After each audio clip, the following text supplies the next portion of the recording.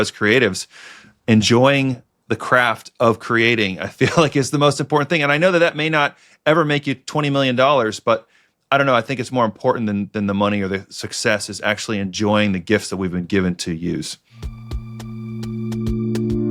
Welcome back to Second Verse, where we celebrate indie artists making music their next act and help you build the creative life you were made for.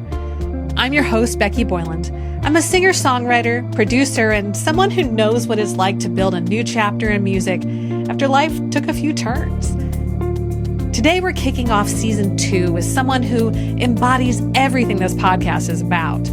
Bryan Boliver is a songwriter, worship leader, producer, and content creator. But more than that, he's someone who knows what it means to trust the long, winding road. From rock beginnings and pursuing a label deal with his first band, to laying down the dream, falling in love, and then being called back into music through worship, songwriting, and production, Bryan's story is a powerful reminder that God's timing is often different than ours, but always better. We talk about the pivotal moment that changed Bryan's musical direction forever, why perfectionism is the enemy of creativity, how technology for the visually impaired has actually enhanced his ability to create and lead, and the importance of letting go of the one right path in music. Oh, and our new favorite life analogy, the pinball machine. Whether you're full-time in music, dreaming of a new beginning, or figuring out how all your gifts fit together, this episode will inspire you to start where you are, use what you have, and keep going. Let's dive in. Thanks, Bryan, for being here today on Second Verse. Glad to be here. Thanks for the invite. It kind of started at the retreat this year, and so now for us to be sitting down and doing it, I'm excited to be here. So thanks for inviting me. Absolutely, and I can't wait for people to hear more of your story, and let's just dive in. I don't think I've said this before, but you started as a bass player. Bass is best, okay? So, I started as a bass player back when I was a teenager. My dad was in a surf rock band, which was amazing. They were called Offshore, which is the most apropos surf band name of all time, I think. And so my friend played electric guitar, and I was like, well, we want to be in a band, so I shouldn't learn guitar. So I'll learn the guitar with the fat strings on it, And so the bassist from my dad's band had an extra one, and he let me borrow it, and I hated it because it destroyed my fingers so bad, and I put it under my bed, and I was like, well, I'm not going to do that. I guess career is over. But then at that point, one of my favorite bands at the time was Green Day, and they have this song called Brain Stew, and I was like, man, that sounds pretty easy. So I picked it up, and I was able to play along in that simple descending bass line or whatever, and I was like, I'm basically in the band now, so I'm going to keep doing this, and I honestly have just never stopped, and that was like 30 years ago. Gotta love it. My first instrument was not anything that I play currently. Okay. But it did help me out a lot. No, I started playing trumpet, and I had to learn how to transpose by sight for a music festival when I was a senior in high school. And when I picked up guitar and wanted to learn it, I didn't want to just be stuck with the same 2 or 3 songs until I knew all the chords to move on. Yeah. So I just thought, I'm going to take this skill that I had to learn literally for one event and make this my thing so that I can have this huge repertoire of songs, even if they're in keys that I want to play. And that has served me extremely well for about that same amount of time. Yeah, I mean, I played bass for a long period, but it wasn't until I started getting interested in like songwriting. I was like, this seems like a more efficient tool for songwriting with the guitar than bass, because bass is great for a lot of things, but writing songs, I don't know if it's the best. That is true. That can be really challenging. Yeah. So what were your aspirations when you first started playing bass? It was quite literally just to be in a rock band with my friends. Simultaneously, I was in a kind of a church band. So it was me and the drummer of my rock band were in a small church band at the Methodist church I grew up in. And we were called Jaw Dizig, and we would just play a bunch of random songs of the day, like Third Day and Burlap to Kashmir and POD, and just a wide range of eclecticity back then. And so that was it. I just, for me, the vehicle was, okay, I want to figure out how to do music for all the time. And I don't know what that looks like, but naturally it was like be in a band, get a record deal, and go. So that was kind of the aspiration back then. Yeah, for sure. But since this is second verse, we know there was a gap in between. So talk about what happened. Yeah, so I chased those dreams for, it was honestly about 7 years. It was my full focus. That's all I wanted to do. That rock band, we recorded some music poorly, as we often do, and kept going, kept going. A couple of members came in and out. By the end of it, basically, we were at a crossroads of, okay, we're going to pay this producer in Jacksonville. He had discovered and got the band Red Jumpsuit Apparatus. I don't know if you remember that band, signed. And so he was like a friend that we had worked with, because when we would record, we'd go up to Jacksonville to do that. So he was kind of offering us this production deal. And basically, it just didn't pan out. We didn't come up with the money we needed. The full band wasn't committed as we hoped. And at that point, it was like, man, I've just kind of dragged this along as I could. Around that time, too, that's where I met my now wife, Suzy, of 16 years. Actually, through MySpace, I invited her to come see that band play at a local venue.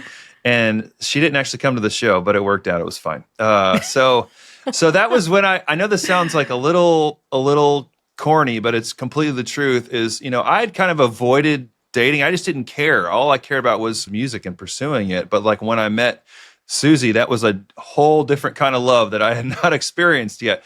So, as that apex all happened, where I met her, and then, we couldn't figure out this last ditch effort of the band. I was like, I'm just going to focus on her and kind of let the music stuff go, because for the first time in my life, it wasn't like my sole focus was the music thing. So that kind of what caused the gap to happen, was just falling in love. Oh, you have to blame love. But it sounds like that was actually a really good thing. So what was the next catalyst? What brought you back to music, and how did you come back around? There was one important experience before kind of the band disbandment occurred. My parents were also in worship teams and stuff at that Methodist church that I grew up in. And they had a worship leader named Matt, and he was just a great guy and still is a great guy. For a short period of time, I think I was helping him like with a roof on his house, which is pretty funny.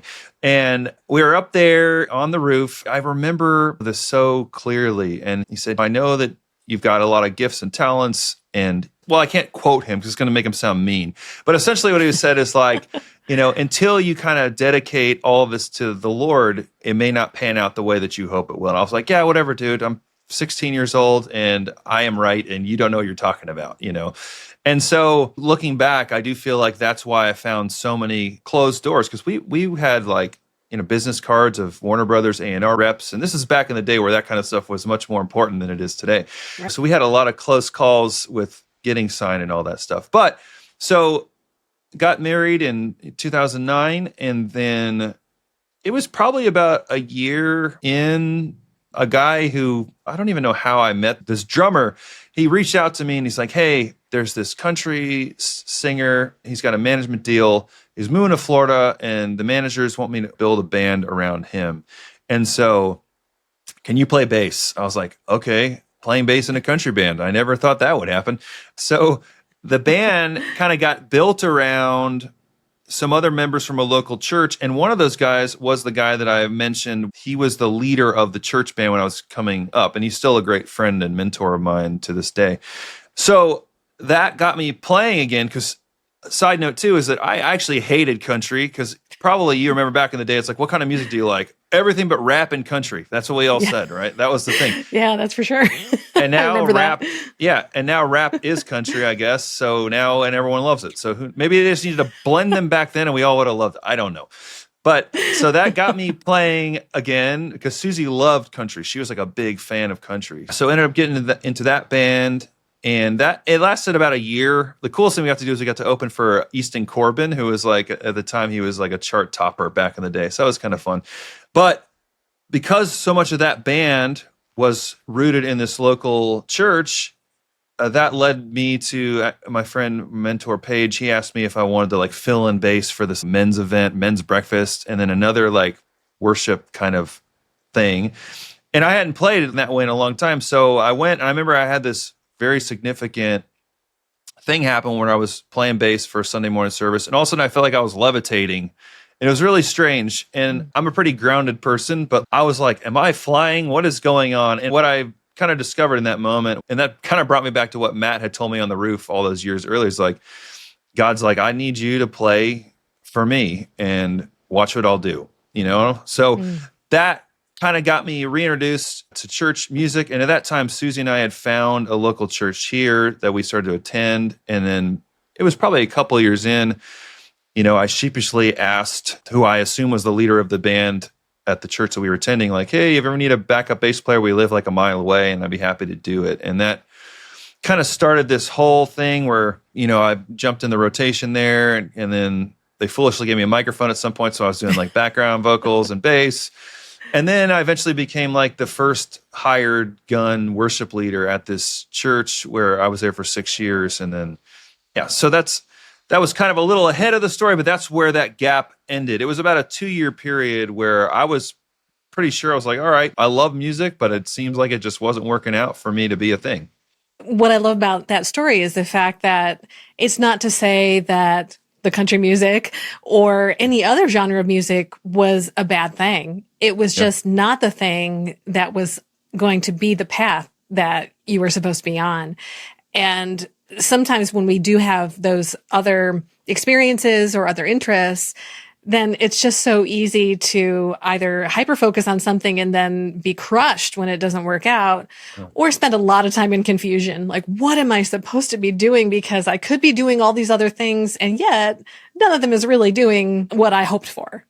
Yeah, exactly. And that's something that I've learned so much about music is the flexibility is like key, because if you set your mind and your vision on one thing, I mean, it could definitely happen. I know people that have said, I'm moving to Nashville to do this thing, and it actually happens. And I'm like, man, that is not how it's gone for me. For me, it's been a pinball machine of twists and turns and ups and downs. But ultimately, like God has been faithful through it all. And I am doing it, I am full-time in music in some capacity for the past 13 years. And it's none of that had to do with getting a record deal, Right. But that was one of the vehicles to push me into, where we are now. And I think that's a really important thing for anybody who is so passionate about music and they want to have a career. If you have one picture in your mind of what that career looks like, it's going to be really, really hard because you can't anticipate at this point, because the music industry changes so often and so much and is so dramatically different from when we were younger.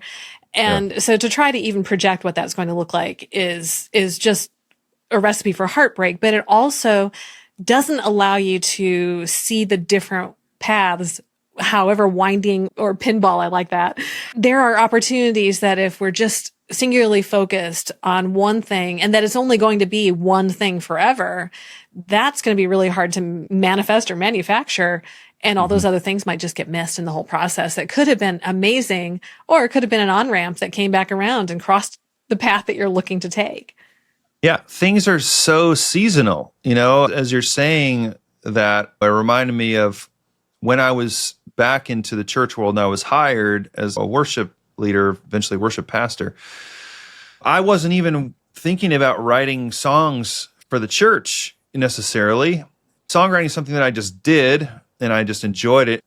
I always just write wherever I'm at. When I was in the country band, I was writing country songs. I'm sure they weren't good, but they were, and when I was in the rock band, so eventually I did begin to write some kind of worship or what songs I thought were in that genre, as we call it now. But then eventually, once I started taking trips to Nashville, then I got more serious and realized there was a whole world out there of professional songwriters that I didn't know about. And somehow I seemed to like click with some of these people, and they were kind of much more normal than I had thought. So eventually, then I started looking into like, well, what is Spotify? What is this digital music? Because, in the band growing up, like we would just burn CDs and print them and sell them at our gigs and stuff. That's what you did. But I feel like specifically, I know probably everyone says this, but I feel like especially like right now in time, we've seen the music industry change like every 6 months drastically. I feel like it was pretty much the same. Maybe the format was different back in like the 50s or 40s, like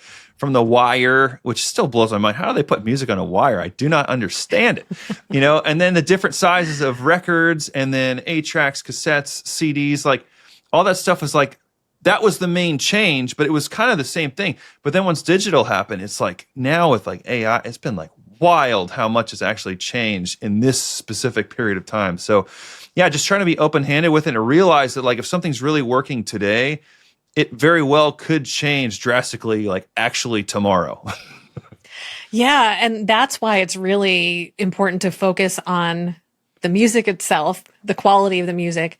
Yeah. And I think the other huge element is just relationships, because you really touched on that about going to Nashville and clicking with people and learning how Nashville songwriters write and how that works. Because especially when we start with an instrument, it's a while before we even get to the idea of writing. And I had that kind of experience too, because I never thought about writing anything for the longest time until a song just really burned in me. And then I thought that, well, that's the only way I can write. It's got to be complete inspiration. So it explains massive gaps in my songwriting until I started to realize that that's not the entire recipe.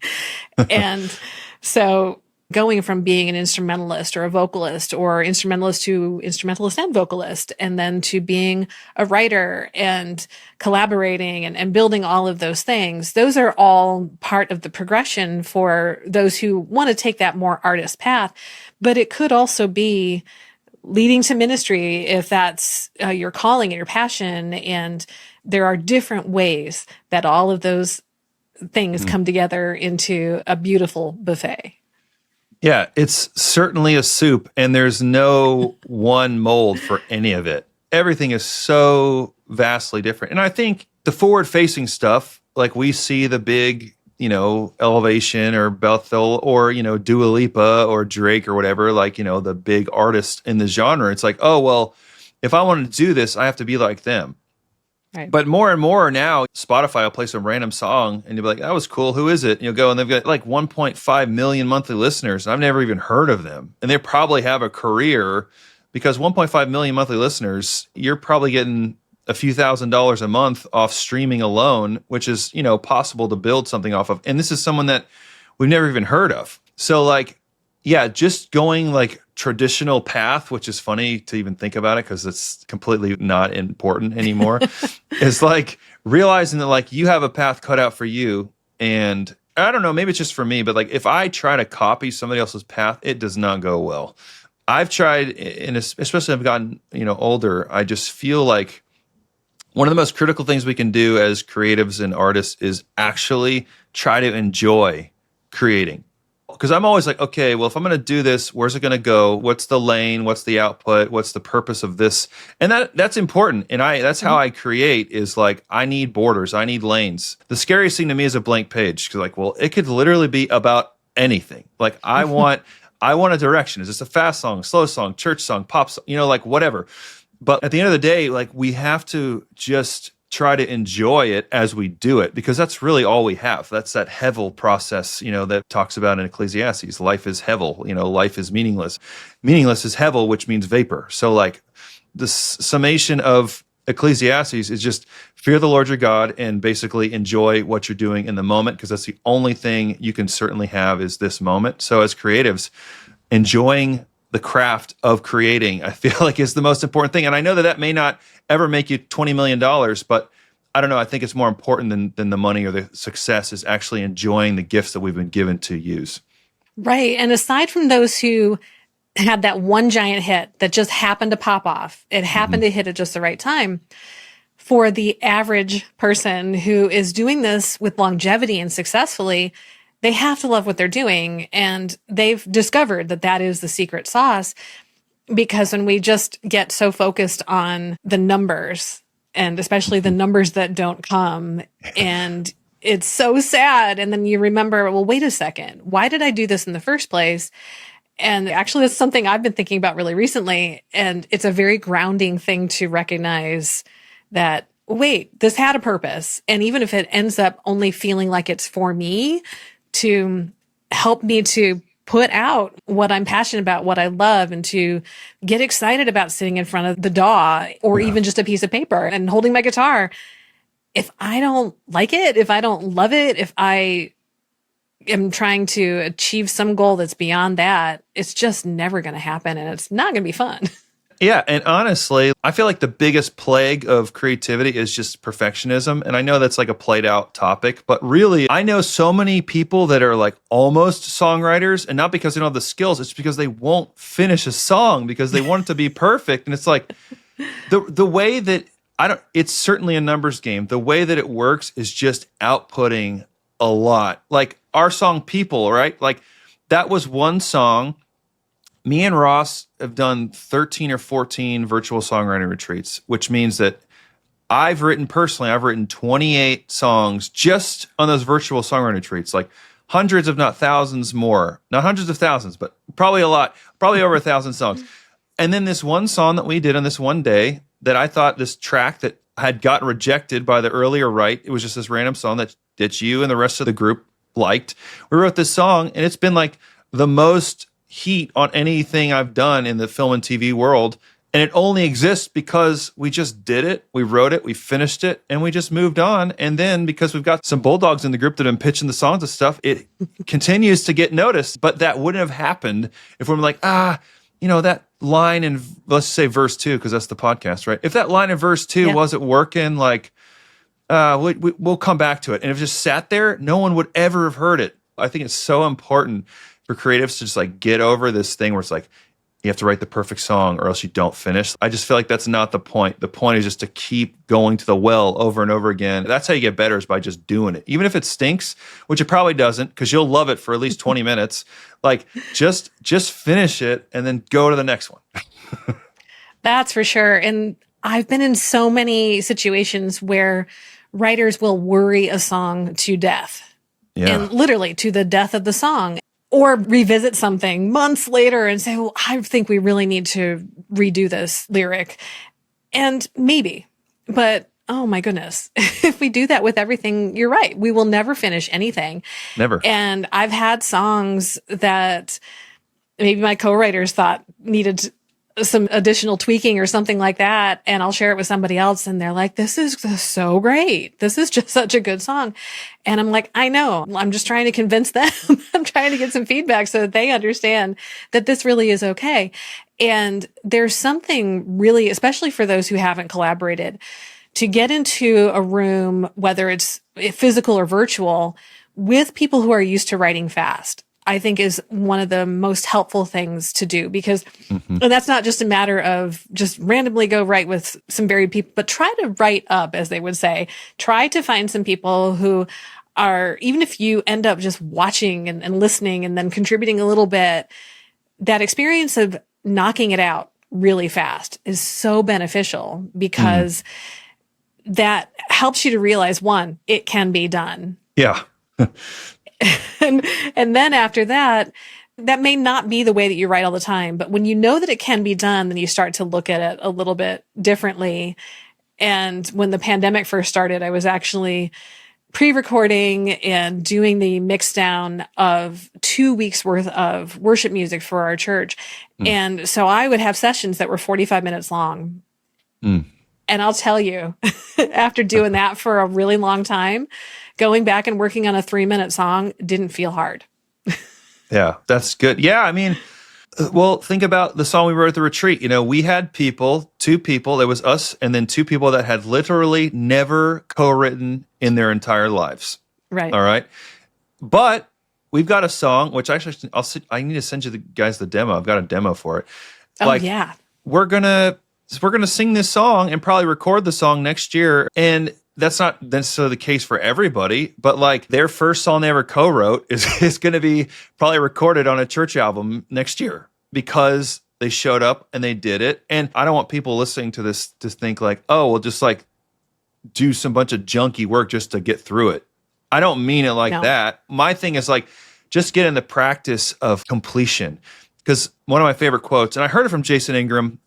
He's just one of the most prolific songwriters of our generation, secular or sacred. I just think he's awesome. But I saw him speak at a conference one time. I don't even know where it was. I've seen him a few times speak, but he basically said like a difference between an amateur and a pro songwriter is an amateur writes when they're inspired and a pro writes until they're inspired. And I think like the technicality and the mechanism of songwriting, when you learn that by doing co-writing, by just completing songs, you learn the technical aspect. That means that you don't have to just write when you're feeling it. And honestly, you can write until you feel it. Because I could sit down at any moment, for better or worse, and if I have a target, I could write something and finish it because I have the practical skills to be able to do that. Now, am I going to be super stoked at the end of it and think it's the greatest song ever? Well, maybe, because usually as songwriters, we do think whatever our newest song is our greatest song ever, But it's just having those skills, and it's enjoyable to be able to flesh out an idea. Because like back to the song we wrote at the retreat, I brought you guys kind of this weird abstract idea that as we were doing, I was like, well, maybe this is a little too like heady for some brand new songwriters. But guess what? They threw out lots of ideas and we got something that I think is really cool. So it's like, because half of the room in this scenario had a bunch of experience, we were able to figure out how to honor the varying levels of the group, but also figure out how to get something and say something that was profound and meaningful in the moment. Yeah, and I love that song. Yeah. And true confession, I did do an acoustic version of it already at church. Sweet. Oh. Did you guys record it? I need to hear the video. Yes. I'll find the clip for you and I'll send it to you. And I'll trade a demo for your live performance. Awesome. That will be perfect. And what I love about it was, and this does happen to me a few times, but when I feel really great about a song, when I woke up the next morning, and we'd of course done a song in between, that was our first session. We had an afternoon session. I woke up the next morning and that song was in my head. And, I knew it for all of an hour. So that's always so super exciting. And when you do go in there and you don't hold things really preciously, then you can literally work on it till there is that inspiration behind it. I had heard that quote before, and it's so, so important and so powerful because especially when we think, I want to do this professionally, whatever that may sound like or be, in reality in that person's life, whether professional is, this is the only thing you do, or that you want to make it a serious part of your life as a hobby or as a side gig, whatever it is, you still have to treat it like work, because I don't want to go to an emergency room and have the doctors work on me if they feel like it. Yeah, and that's true. And what we're doing is not life or death. So, but how it can much be. more Maybe it's not in that practical. Yeah. That's true. That is true. Yeah. That's a great point. Yeah, because his quote was geared towards songwriters, but really that's true in if you're a tax person, you can't just work on taxes if you feel like it, if you want to have a job. You have to figure out the mechanics of performing something well based on your knowledge, and then you do that thing until you feel amped about it. And yeah, especially in my opinion, I feel like music was created as an act of worship, a form of worship. And of course, that's not everybody's, genre or story, but I do feel like that is what the purpose of music originally was and is. But, with that, so if you are doing faith-based stuff, like it's a responsibility because we're given this gifting, this calling. So to be able to share that and potentially do save people's lives in a way, it's not something that we are meant to like keep in our hard drives. A lot of people get nervous about marketing as a faith-based artist or whatever. Faith-based anything. It's like, oh, we're not supposed to because it's about ourselves. And I always go back to the parable of talents. And in that parable, the only guy who got yelled at, was the guy who buried it and brought it back as it is. The two who took what they were given, brought it out to the world, aka marketed it in a sense, right? And then made more. They were blessed by the king, blessed by the ruler to do that. And that's a Jesus parable that we're supposed to take what we're given and multiply it in this place. So I feel like that applies directly to creating music as well. Yeah. And of course, the scripture also says that how will they know unless they're told? Mhm. And so if we're taking our calling seriously, and also any artist, if you're taking what you have to offer the world seriously, then you can't just sit back and hope that it gets found, because Mm. anything else that's out there in the world, I mean, you may have a favorite restaurant. Well, that restaurant, if people didn't tell other people about it, and if they didn't put out ads, and if they didn't put their, this is going to really date me, phone number in the phone book, if they don't have a website, no one knows any of this stuff exists, Yeah. and they're not going to be in business. And so it is our responsibility to at least figure out whether we're the ones doing all the work or we're finding support and help to make that happen. If we're not getting that message out, then not only is there no way for people to know, but there should be no expectation on our part that it's going to get heard and have the impact that it was designed for originally. Especially now that there's like wild amounts of now human and not so human music fighting for every eyeball and every, tap of a screen. So to think that anyone's going to find it ever without any effort is just literal impossibility.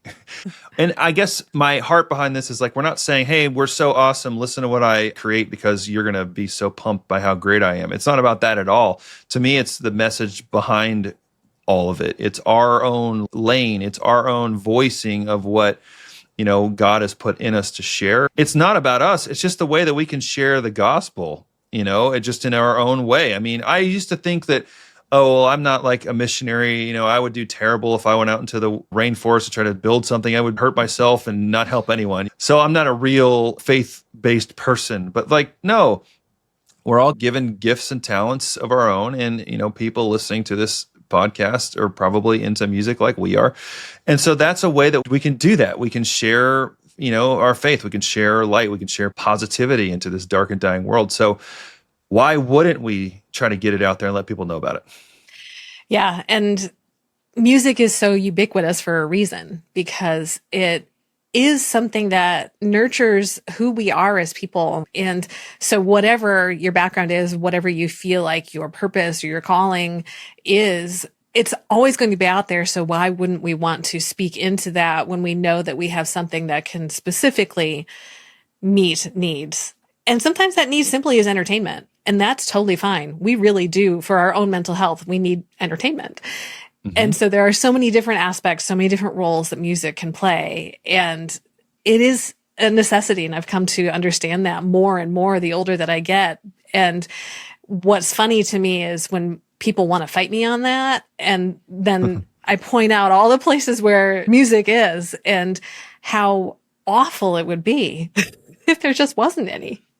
Every single video we watch, of course, there's some just talking head videos where there's not music, but there could be. But what makes a movie trailer want you to go see the movie? Sure, it's the visuals, but also it's that epic score. That's what's actually pulling you in, because music is created to evoke an emotional response. That's what it does. And it's a wide range, because we have a lot of emotions, but it might lift you up. It might make you feel mad. It might make you question. Whatever it is, music is created to make us feel. It's made our senses to be magnified, focused on. So yeah, without music, it would just be a bunch of people talking, or clanks and clacks. I don't know. It'd be music has such a power. There's nothing like it. And I know that's for a reason. It's because I often say when we, especially in faith-based music, is when we're communicating the truth of God through song.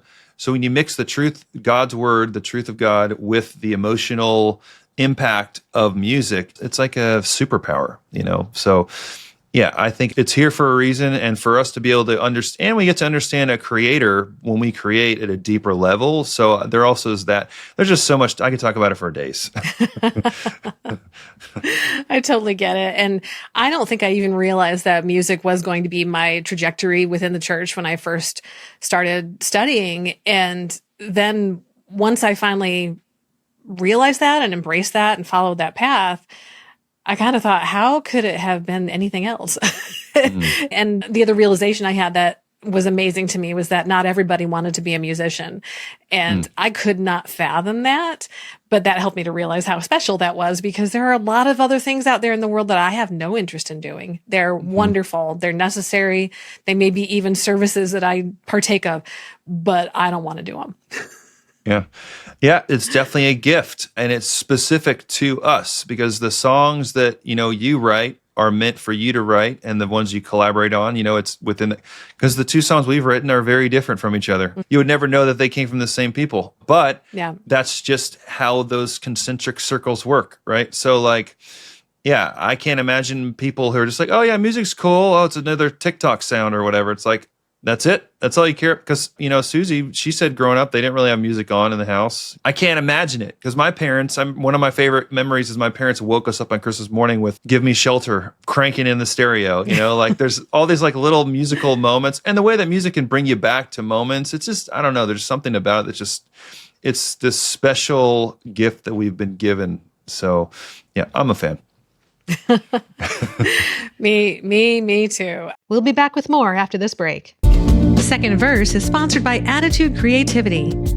Many indie music artists don't have a website that grows their audience and reflects who they are, so they get lost in the noise of streaming. Marketing and brand messaging with Attitude Creativity helps boost your brand and build a site that hits all the right notes. You want to be an artist who stands out from the crowd, and to do that, you need your music to be heard. If your website doesn't reflect who you are or make an impact, you feel like a singer who's been handed a pair of drumsticks instead of a mic. You deserve a website and brand messaging you can be proud of, and that doesn't take time away from your music. As an artist like you, I understand how overwhelming websites and marketing can be. And that's why, putting on my other creative hat, I put my decades of marketing and development experience to work for you. You'll no longer have to apologize for your website. You'll look and feel like a professional with a custom story branded website you can be proud of. And right now, you can get a head start with my free downloadable EPK blueprint and start building your electronic press kit to promote your music. Head to attitudecreativity.com/blueprint to get your copy. That's Attitude, ATTITUDE, creativity.com/blueprint. Second verse is brought to you by Singing Straw. Oh, you caught me in the middle of a vocal warm-up. This is one of my favorite ways to wake up my vocal cords before a singing session, or even a nice long conversation for the Second Verse podcast. It's the Singing Straw, a simple but powerful tool for straw phonation, a vocal technique that promotes healthy vocal cord closure and a gentle but mighty way to increase range and identify areas to work on. For me, it was key to regaining my voice after vocal cord paralysis. But you don't have to wait until a vocal injury to use it. In fact, I recommend that you don't. Make the Singing Straw part of your daily routine, and you'll be amazed what your voice can do. Check it out at secondversepod.com/singing straw.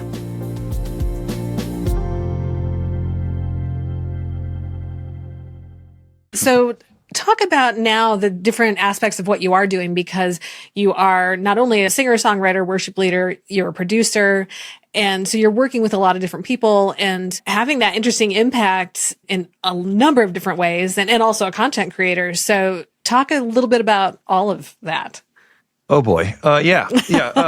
I say, oh boy, because as I was, filling out your questions, preparing for this, it was actually a cool experience, because I was like, I was seeing how God is actually working all this stuff together, So I'll do this rapid fire. But we talked about the beginning of the story where I got back into church, so that I became like a worship pastor. So I was leading a worship team.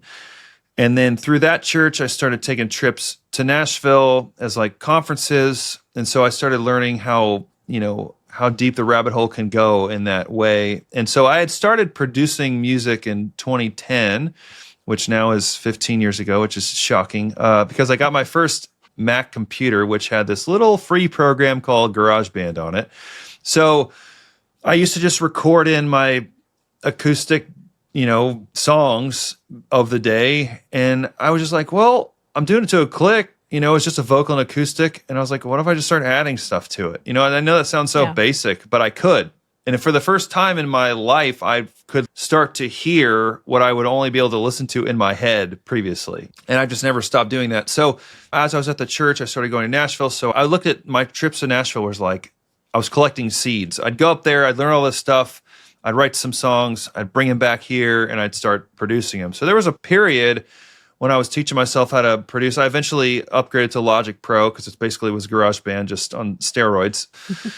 Now they're even more similar than they were back then. But there was a period where I was producing like a song every single week. And, at that period, it wasn't like a full-fledged production like I do now, but it was like creating something new over and over again. I would basically get off of work at the church at like 4 o'clock. At that period, we had like younger babies.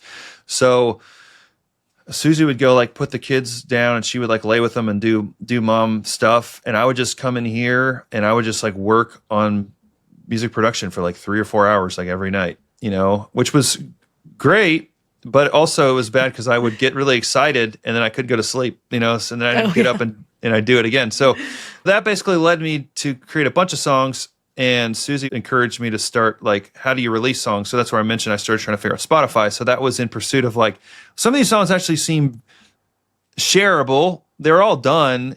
So in 2018, I started putting out music of my own under my own name, which I'd actually never done before.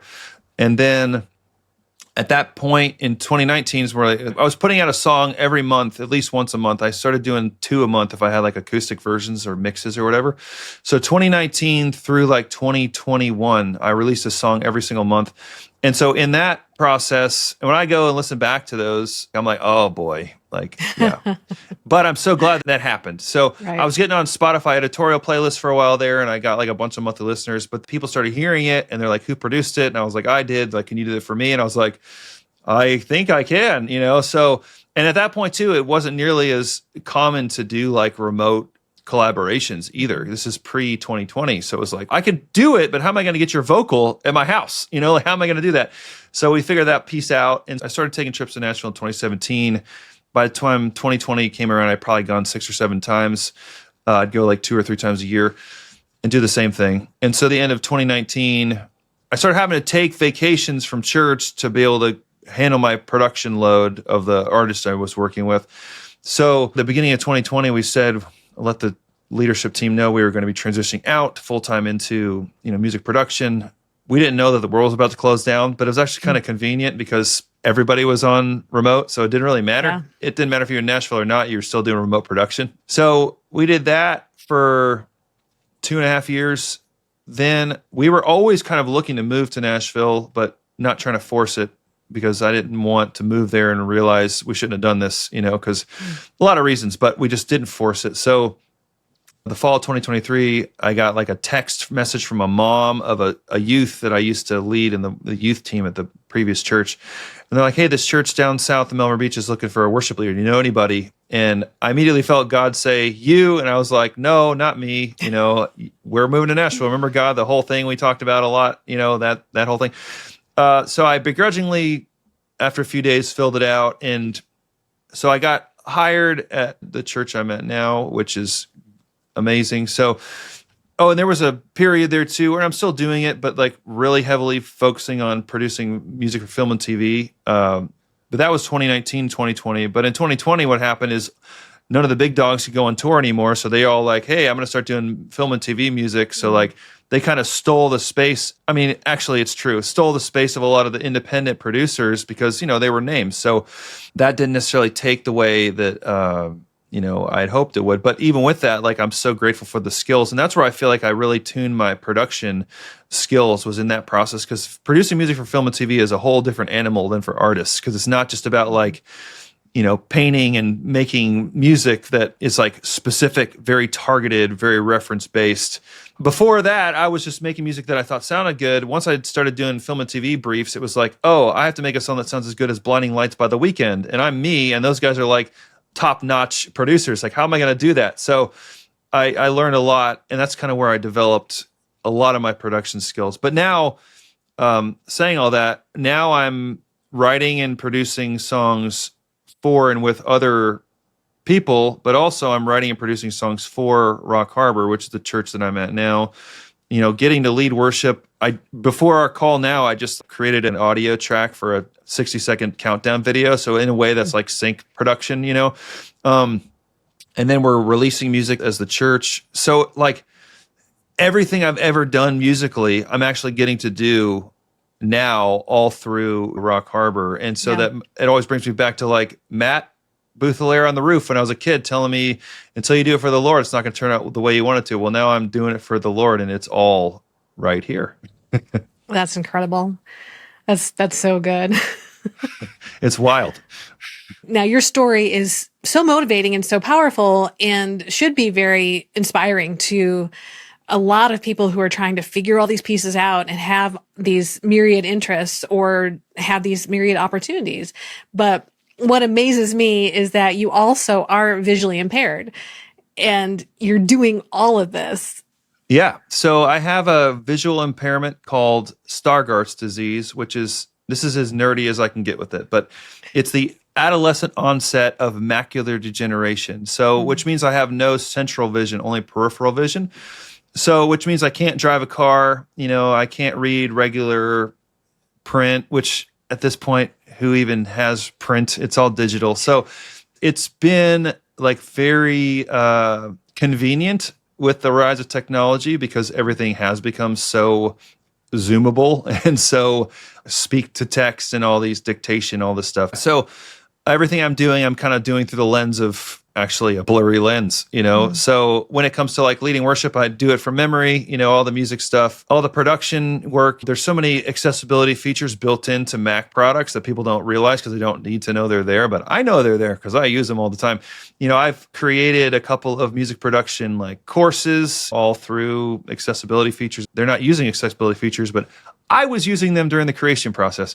So yeah, I've created lots of content. I have a podcast with 100+ episodes, and just it's a part of my story. And one of my life verses is 2 Corinthians 12:9, where part of that verse says God's power is made perfect through our weakness. And so that verse says two things to me. One, we all have weaknesses. Otherwise, how is God's power going to show up through it? Because we're not perfect. And secondly, that when God calls us to do something, he'll give us what we need to be able to do it.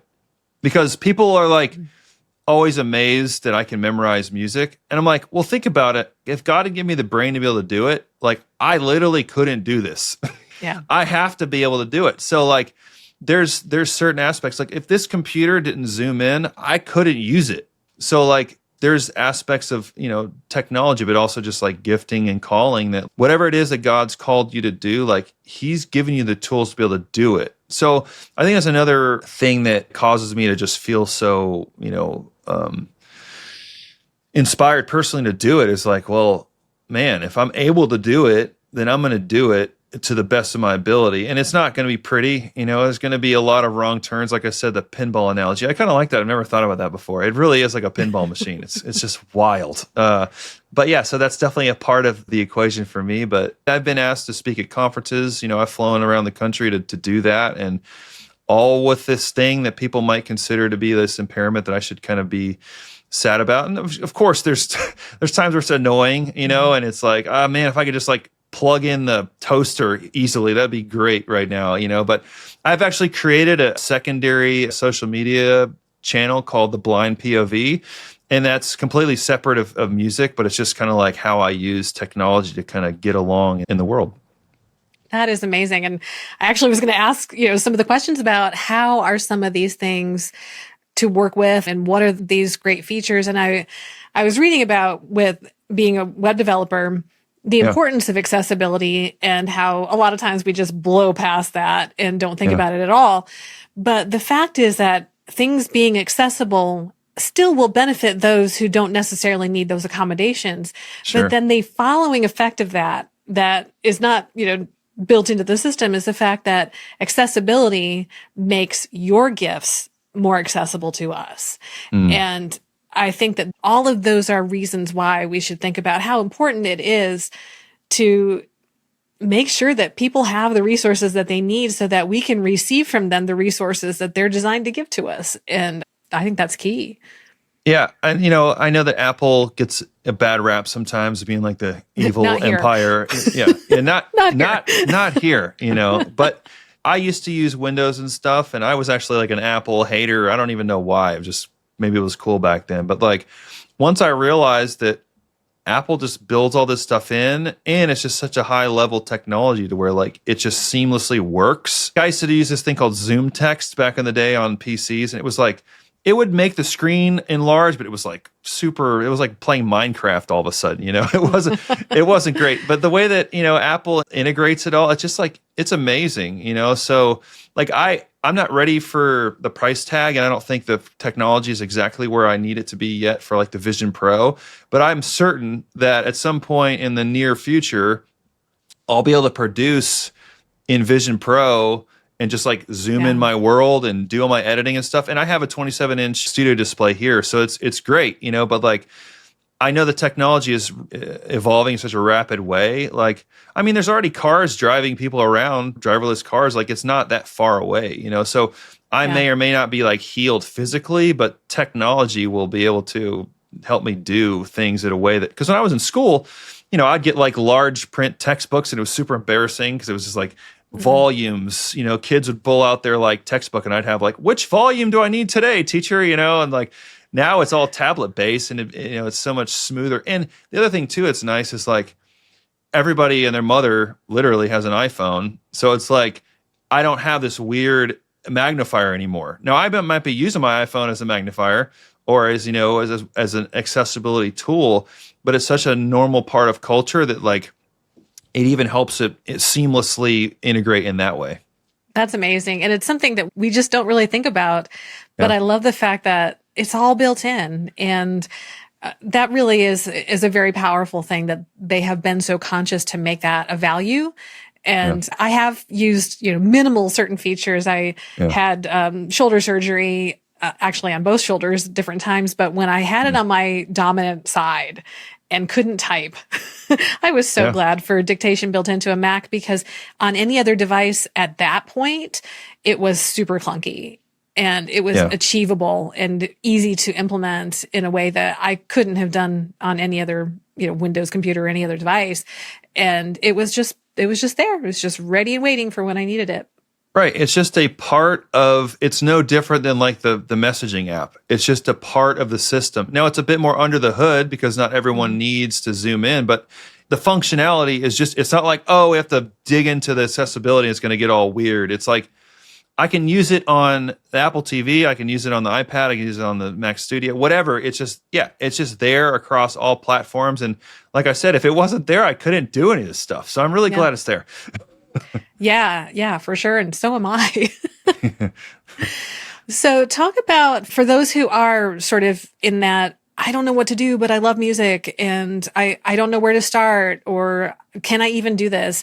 What would be your encouragement, maybe some advice to them? Start. And yes, you can. Like we've talked about before, like it does take a level to be able to professional. You need to be able to like create until you're inspired, but it has to start with inspiration. So wherever you're at, if you're like, hey, I really want to write a song, just do it. I'm always the person that's like, not quantity over quality, but I'm like, you just got to do it.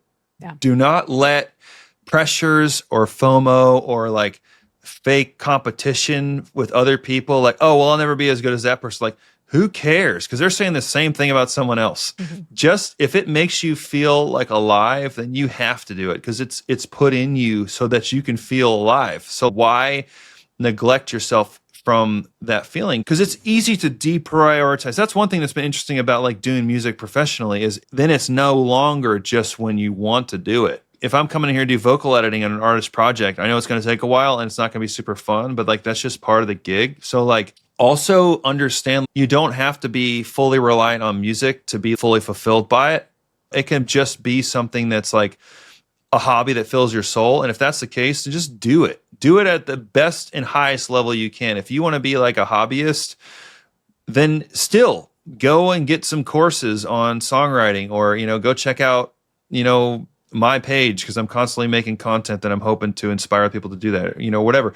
Do it at the highest level, because I think people get in the trap of, oh, well, I could never do it at that level, or I could never, and that may be true, but that doesn't mean you shouldn't do it at any level, because you're neglecting your soul. Because like, if I don't come in here and work on something, then I will feel it. If I don't write a song for a few weeks, I will feel it, and I'll feel like more down. I'll feel more whatever, I'll feel more just burn out with life. Like, it is a gift. And if it's in you, it's a well that's meant to be drawn from. So we just have to do that. If we just get stuck and don't really continue to do anything with it, then that gift's going to just pull away, and it gets harder to get started again. Mm-hmm. And after I started releasing music more frequently, I'd have a couple of people come up to me every once in a while and say, well, I wrote this one song, but I don't want to show it to you. And I'm thinking, well, when is that going to happen? And why don't you just write more songs? Like, just keep it going. And it does feel really hard when you have that first one and you get really precious about it. But what happens when you actually start doing this regularly, and again, whether they're great or they're just clearing the path for the next good one, you have to build those muscles. You have to work them out just like you would at the gym, and keep it going, because waiting for that next lightning bolt of inspiration is just going to make it that much further away. And trying to reach that goal is just going to get harder and harder, and you may not start again. And if it's all in that one song, then any critique of that song, anything about that song that isn't exactly what you imagine about it is going to break your spirit. So just keep going, and then you're not so precious about it.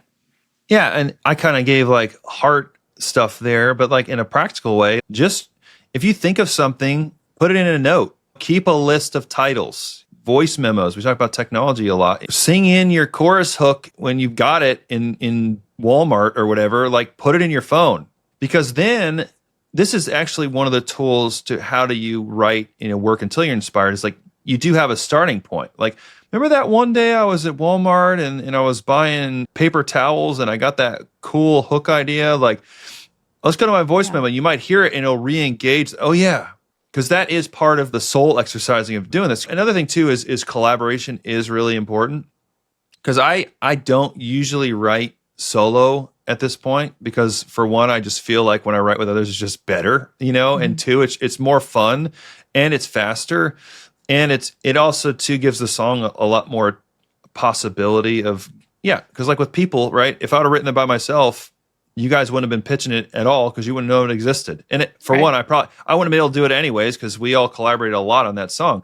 So it's like, if I've got a song idea, like I've got a song called Heavy as the Crown, and I wanted to write this like big kind of church song, and it's like, and I've thought, okay, Chase and Sophie, I want to write it with them. And so like, but I thought of that title probably 6 months earlier, and it wasn't until we had a co-write scheduled, and it was a Zoom write on the calendar. It's like, oh, I'm going to throw this title at them and see what they think, So it's like, it's just, it's all in the reps. Like you said, I feel like the gym is the perfect analogy for it.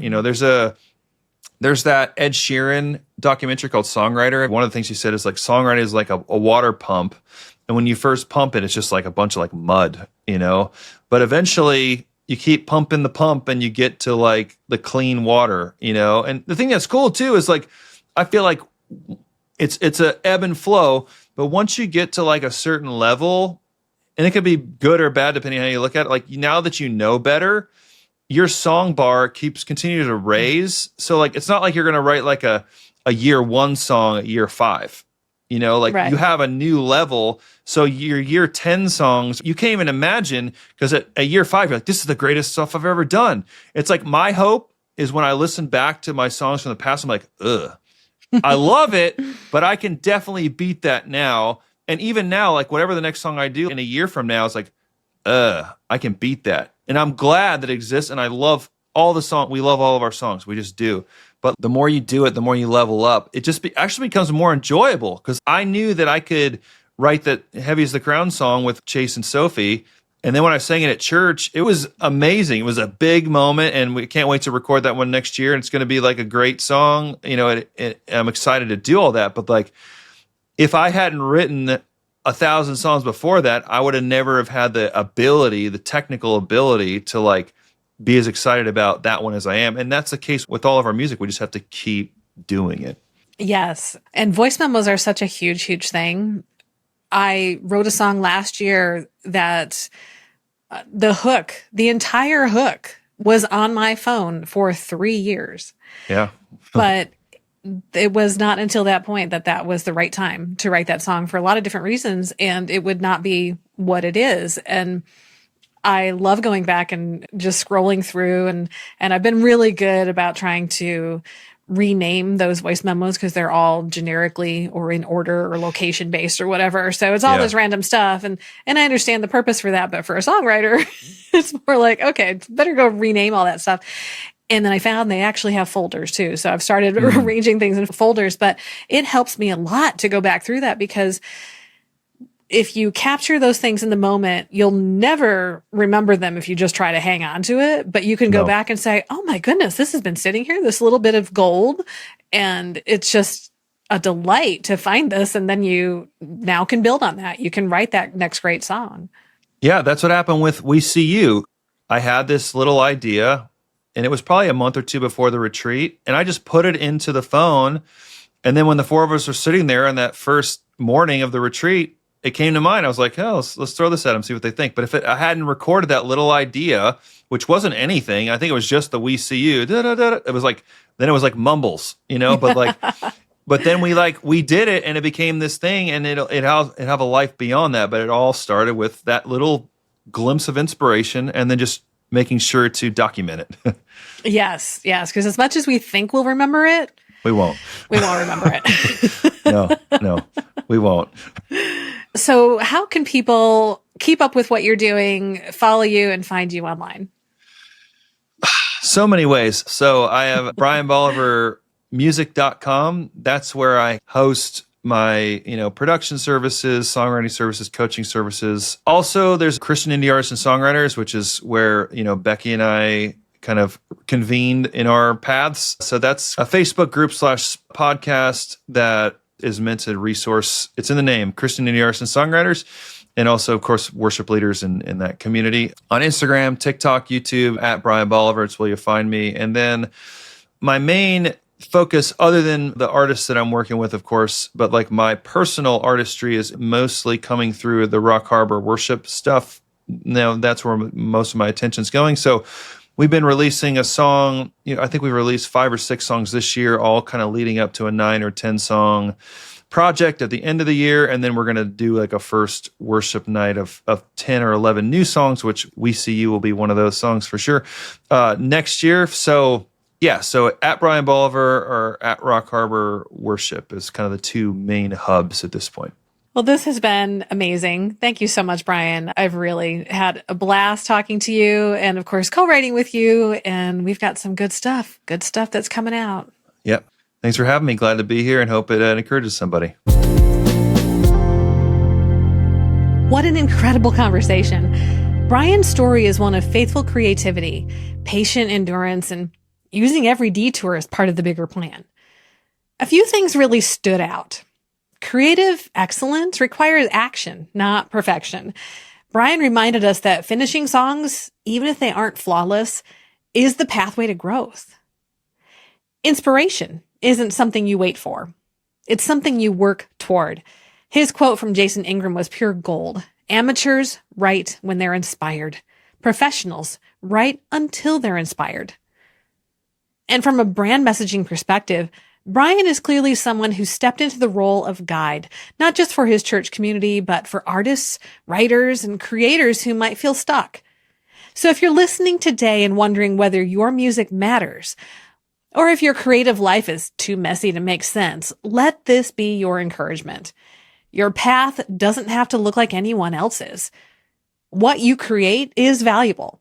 Keep showing up. And now I'm thrilled to share a song that reflects Bryan's heart and purpose in this season. It's from Rock Harbor Worship, his church's music ministry, and it's called New Covenant. It's a moving new anthem for celebrating communion.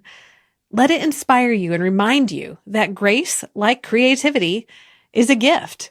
Here's New Covenant by Rock Harbor Worship, written by Bryan Boliver, Chase Buchanan, and Aaron Hoskins.